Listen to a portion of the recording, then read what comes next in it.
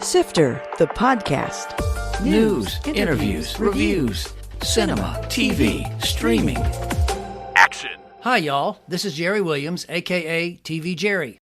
The Real Dirty Dancing premiered on Fox last night. It's a dance competition with Virginia's Mountain Lake Lodge as the background. That's where the iconic movie was shot in 1986. Celebrities compete by recreating the classic numbers from the movie to see who'll be the next Johnny and Baby. The show will continue for 4 weeks, and next week on this podcast, I'll be interviewing some of the people involved in the show. Starting this week, I'll be adding a Sifter Review of the Week to the podcast. It'll be a recent best or worst or most interesting review of a show. The other 5 reviews from the week will still be on Sifter. This show features 2 film events with a Charlottesville background. First, we'll look at the new indie film Amanda, which plays this Saturday night at Movieland. Then the Look Closer Festival, sponsored by 2 former UVA grads and showing at the Byrd on the 16th. I'm talking this morning with Ty Cooper. Welcome to Sifter. Ty? Good morning. Thank you. And it was good to meet you last week at the BPA meeting. That was kind of a fun event, wasn't it? Yeah. I was contemplating not going until you said, hey, are you going to this? I'm going to be there. So I was like, okay, I have to be there. I wanted to meet you. So it was a great meeting. It's a Virginia Production Alliance, which at some point we still will have a podcast about. And you said you were in town because you're promoting your movie Amanda, which is going to be playing February 5th at Movieland. First of all, what was your inspiration for this film? Tell us what it's about and then why you decided to make this movie. A lot of Amanda really came from my family struggle. It's always hard to talk. It's so interesting because it's so difficult to talk about sometimes. I lost uncles and aunts to cancer. My father is currently fighting prostate cancer. He's doing very well, though, very well. He caught it very early. Good. And my mother, she beat breast cancer a few years ago with Amanda. Her mother died when she was 9 years old from cancer. She's a painter. And as she's waiting for her work to get curated in the gallery, she's been struggling with the last painting. She ended up finding love in her neighborhood coffee shop. It ends up where she's forced to deal with the trauma that she hasn't dealt with since she was 9 years old, watching her mother suffer from cancer before dying. So what is your background career-wise? Yeah, well, I'm from New York. I'm from Harlem. I went to undergrad at Norfolk State University and started my marketing company in my 3rd year. And I've been in business ever since. So I promoted concerts, different shows, tours. But as I was doing that, I'm creating my own marketing material. So I'm creating my flyers, my television commercials, and everything else. So it got to a point where people was asking me, hey, who did your commercial? So I tell them we as in, me, but I said we do it in-house. And a lot of people started coming to me to create their commercials to the point where I was so busy doing that for other clients that I had to outsource my own commercials that I used to shoot myself. Wow. I'm happy about that because it actually, when you're creating branding packages for clients and you're telling stories, it lines up pretty perfectly with telling the story if you're a filmmaker. Sure. Now, you mentioned that you used to live in Harlem. Have you by any chance seen that new series called Harlem? Yes. It's a lot of fun, isn't it? Yeah, it's pretty good. I love the woman who, the actor who want to be a stage actor with the big froze all the time. Well, you know what? She's from Richmond, born and raised. Yeah, I heard. I really like her. So now you live in Charlottesville. Why did you decide to shoot Amanda in Richmond? Well, Amanda initially was going to be shot in Brooklyn and Harlem, but I shot it last February. COVID really provided a lot of complications. It made it definitely not conducive to go back and forth to New York. One of the characters in the movie is the coffee shop. I shot at the urban farmhouse as well. Right. The cobblestone downtown over there by, in front of it and on the side of it. So that I guess that means you were shooting at the Shaco Slip Urban Farm because they have several locations around town. Right. Yes. Cool. Now, you mentioned that Amanda, the protagonist, was an artist and she goes to a gallery to try to get her work exhibited. And I know that the gallery owner is played by Heather Van Cleve, who is Miss Virginia 2021. How did you swing that? I've known Heather a long time on Facebook. Not in person. I didn't know her. I never met her. When I decided to shoot in Richmond, I reached out to her and said, hey, I don't have a lot of relationships in Richmond, and I would love to meet with you to talk about my project. She had a friend who owned this tea place, like a little tea house, Right. She introduced me to the woman. The woman said, yes, sure, you could definitely use it, for your scene, blah, blah, blah. And then come to find out, Heather ended up buying that place. That space that she bought, was that what became the gallery? Yes, Oh, exactly. okay. Right. Exactly. Because of the elements, Mother Nature, I had to change shooting locations on certain days because it started snowing. We had continuity issues. So I had to, schedule certain things. And the person who was playing the role of the assistant manager, he couldn't play it the next day when I had to postpone that. So I said, hey, Heather, would you mind playing this role? You're the owner of the gallery, blah, blah, blah. I'm going to write your lines tonight. Would you be able to take this role? And she said, sure. So I rewrote the scene and sent it to her that night. And she came the next day prepared. Oh, wow. Cool. Well, it's interesting because I was a video producer for many, many years. And when something goes wrong, it makes you become more creative and you actually get a cooler outcome than you would have if you'd gone with the original schedule. So that's kind of cool that she was kind of accidentally in the film. Yes. And she's a strong, beautiful woman. So the character that I created on the spot for her, she really, truly just fitted. So now you started showing it in Charlottesville. How was the reception up there? Where did you show it and how was the reception? I showed it in November at Vinegar Hill Theater. Right. Which is an indie theater. Yep. When I lived in Charlottesville, I used to go to movies at Vinegar Hill. And actually my documentary on Dirt Woman premiered there in 2018. Yes. At the Virginia Film Festival. Yep. Yes. Yep. I'm the outreach and promotion consultant for the Virginia Film Festival. I've been there for 5 years. So, right. But I used that theater and we had 2 sold out screenings. Great. Now you're going to be in Richmond on February 5th at Movieland. Now, how did you swing Movieland? You just pay for it. Oh, yeah. So you rented the theater. Yeah, I'm renting the theater. I'm not a control freak. Okay, I want to make sure, I want to put that out to the audience. Well, what kind of director are you if you're not a control freak? Come on, Ty. Exactly. Okay, I'm not a control freak, but there's a but. I do want to control the presentation, control my marketing, and just really have a hands-on feel with every aspect of what I do. I'm a promoter. Right, sure. By trade. I've been a promoter before I became a filmmaker. So right. I'm blessed with having that skill set and that knowledge base and that that experience. I'm trying to break into the market. I'm trying to do more. I'm trying to contribute and donate to the market, to different programs in Richmond to support arts and culture, as well as education. And I would love to get the support from Richmond. I need the support because being an indie filmmaker and screening this around the country the way I'm doing it by renting out the theater and not partnering necessarily with the theater, it's tough. It's very expensive. It's very time consuming, but I'm passionate about, what we do here. I'm passionate about filmmaking. I'm passionate about people seeing my work. I don't want my work to live on a computer.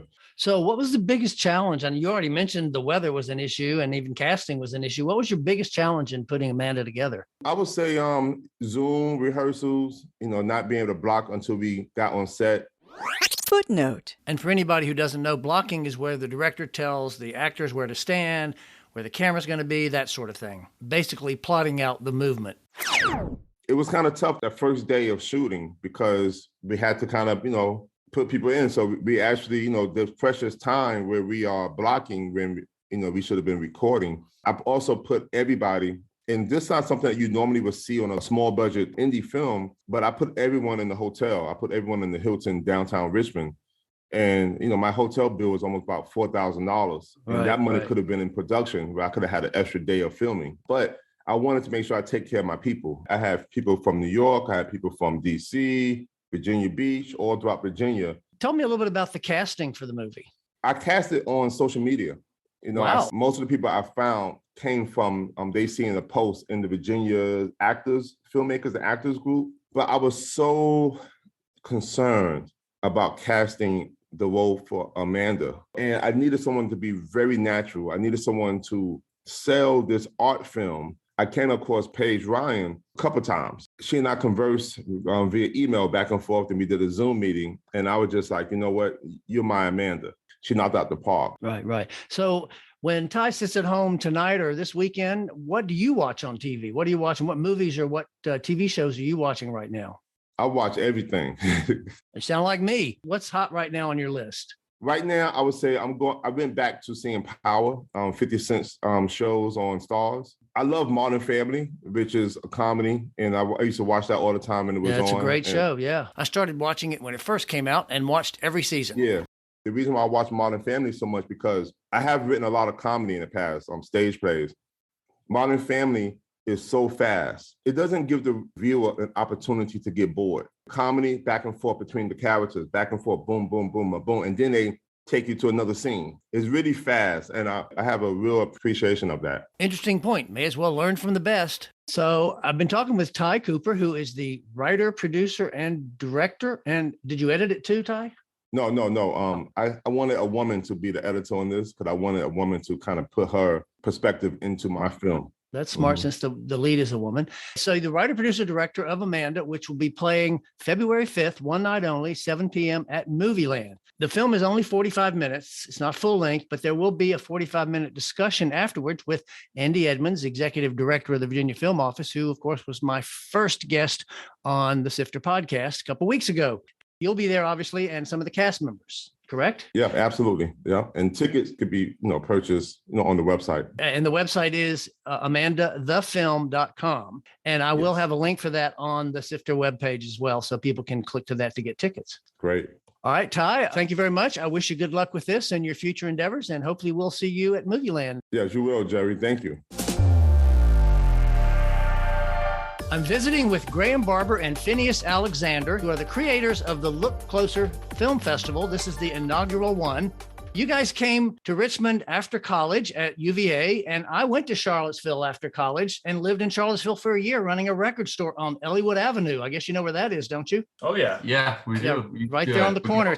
It's a coffee shop at the end of the street now. That used to be a record store when I was there. You right where Grid is now? If that's what it's called, yeah. It is, So it is. you guys might have had coffee in my living room. That's so funny. That's it. So first of all, you're both UVA graduates. How did you meet and how did you decide to get in business together? We were both part of this sort of student journalism club called WUVA. And Phineas was the president at the time, and I was working as a news editor. Flash forward to, I think, 2019. I saw this this ad for this 72-hour film festival. It's called the Adrenaline Film Competition. Right. By Lighthouse in Charlottesville.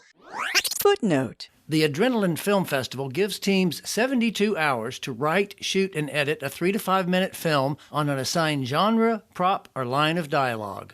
I was looking to put together a team, and pretty much all the people in film that I knew were Phineas and another friend of mine from a creative writing class. And we sort of joined together and did the competition, ended up winning, and Great. It was great. And we realized that we worked really well together, and that sort of got the ball rolling on all things. How does the division of labor break down? Is one you the director, one's a producer, or are you like the Coen brothers? You both co-direct? Or how does that work? It's sort of molded over time, but for the most part, Graham does the vast majority of the shooting. He's essentially the director of photography for us, and I direct most projects that we're on. And who edits? We both edit as well. We're starting to get to the point where we're starting to outsource some of our work. For the most part, it's really just us from start to finish taking care of things. After you graduated, you moved to Richmond. Why did you decide to come to Richmond as opposed to going to New York or LA or trying your hand in a bigger market? So I'm originally from New York. New York City or New York State? New York City, from Brooklyn. Okay. But coming into sort of the second semester of the last year of college, I was like, I have no idea what I'm going to do after this ends. And one of my very close friends, Liam McCormick, got a job at Capital One here in Richmond. And I told him he could choose between DC and Richmond. And I told him, if you go to Richmond, I'll go with you. And he said, okay, in that moment. And so I said, oh, shit, I got to get more people to come now. And so I immediately went to Graham and I said, we're starting a production company. And he was like, no, we're going to LA. We got to get PA jobs, the industry, whatever. I knew that I wanted to go work in film after school, and I wasn't sure really to what degree. I liked the idea of going out to LA and just sort of, tossing my name in the hat and trying to make it. However, Phineas is very persuasive. And I also like the idea of having creative freedom and being able to work on projects that I personally find, engaging, and not having to go through the years or whatever of doing non-creative work in order to get to the point where I can be, even though that, the cap may be a little bit higher there. So far, I'm very happy with our decision to come to Richmond and do this ourselves. On that note, one of the sort of a lot of what we do is make music videos, and sort of one of the first bigger videos we made is for our friend Kate Bollinger. And she moved here. She's a year older. She graduated a year before us from UVA. She moved here. And after talking to her, she sort of had explained that there's something of a vibrant music scene in Richmond, which we found definitely to be true. There's it's exploding with music all the time. And that was definitely a big part of the reason we moved here. And now sort of is definitely a very fulfilling part of Richmond for us. As somebody who made their living as a director in Richmond for my whole career, you can do it here, and you don't ever have to deal with all that crap out in LA, and you can actually make a living here. So Sly Dog Creative is the name of your company. What does that name mean? Where did that come from? Who's the Sly Dog? It's me. No, just basically after college, a month where I went to Greece and Graham, we basically split up for a month before coming to Richmond. Wait a minute. You dropped Greece, Graham. Where did you go? Don't tell me like Charlottesville or something. I went to Cape Charles, even more exciting. Oh, okay, cool. Go ahead, Phineas. We were like, we're going to come back to Richmond in August. We're going to have names. We're going to start it. And so over the course of the 3 months, we came up with 3 names. The first one, Pepper Jack Creative. All right. Second one, Radish Creative. And then the third one was Sly Dog Creative. And it was a tough choice, honestly. I think I was pro Pepper Jack for most of that, but it speaks a bit to like how we like to run ourselves as a production company. Like we like having sort of ideas that, are a little bit off the traditional route. Why are you starting a film festival when you're just starting your own career? We got to Richmond and, immediately we essentially tried to reach out to everyone we could in film, just trying to get sort of a community around us. And we were able to do that to an extent. Honestly, this feels like just a way to bring people together. This is a way for us to see everyone's films, meet everyone who's working on these films locally, and just support them and give them a platform for people who are like us and are making really cool stuff. And really it was like, I remember talking with Phineas back when we were first getting together the ideas for our company. And one of the things that he really was very passionate about was making sure that we create a very collaborative environment among the creatives in our life. And this feels like the sort of ideal manifestation of that. A lot of the films that we're showing are a lot better than what we're capable of this time. And there's no shame in that. Like it really is, like Phineas said, about just, creating community, empowering other filmmakers, showing them that, our work has value. And also just, it's exciting to see your work on a big screen. So give us a little quick rundown of what the films are about or where they're coming from or what we can expect. We have true shorts. We have a couple 20-minute films made locally, folk tales from Nigeria, comedies, experimental films, kind of runs the whole gamut in terms of content. Now, you said there's also going to be a discussion panel with 2 filmmakers. What's that about? 3 people now. So we have Rick Alberson, who's a director, Kevin Jerome Everson, who's an artist and a professor at UVA, and we have Yosera Bushti, who is a professor at VCU. And each of them sort of brings a unique perspective on directing independent shorts. So I don't think there are going to be any prizes because it's not that kind of festival, but what happens to the money that's made? When you say prizes, I guess the money does sort of become a prize to a certain extent, but in a very egalitarian way. Pretty much all the profits from the festival are going to be distributed among the accepted filmmakers. Everyone that has a film in there will walk away with a certain amount of money. It's obviously thousands and thousands of dollars. Buy tickets now. Yeah, so give your money to filmmakers. Everyone should buy tickets because, the more tickets we sell, the more that we can give filmmakers at the end of the day to, go forward and continue funding their own creative projects and growing as filmmakers. Since you mentioned that, and I'll have a link on the podcast page, but if you want to tell everybody the quick link right now where they can, by the way, it's February 16th at the Byrd. We assume they'll be reopened by then. The Byrd has confirmed that they will be open. Great. And you can buy tickets at slydogcreative.com. Buy a ticket, buy one for your mom, for your grandma, get them all in there. All right. We'll shake their hands. We'd love to meet them. So now, what are you guys watching in your own personal life on TV, or what movies have you seen lately? What streaming, what are you watching that you think's kind of great? I watched First Reformed the other night and it absolutely blew me away. Footnote. First Reformed is a 2017 movie written and directed by Paul Schrader that stars Ethan Hawke as a Protestant minister struggling with his faith. Yeah, that absolutely blew me away. And actually, next on my docket is I'm going to go back and watch Butch Cassidy and the Sundance Kid as a classic of my youth. But I love that movie, and I've convinced my friends at long last to watch it with me. I actually saw it in the theater, of course. Graham, how about you?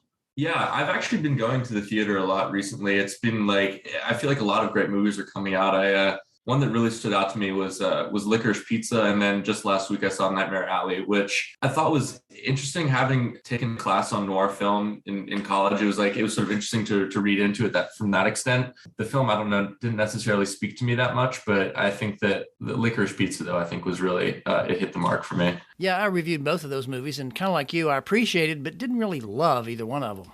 And I watched this film called The Mountain, and nothing has really upset me more than that in my life or in a movie recently. Wow.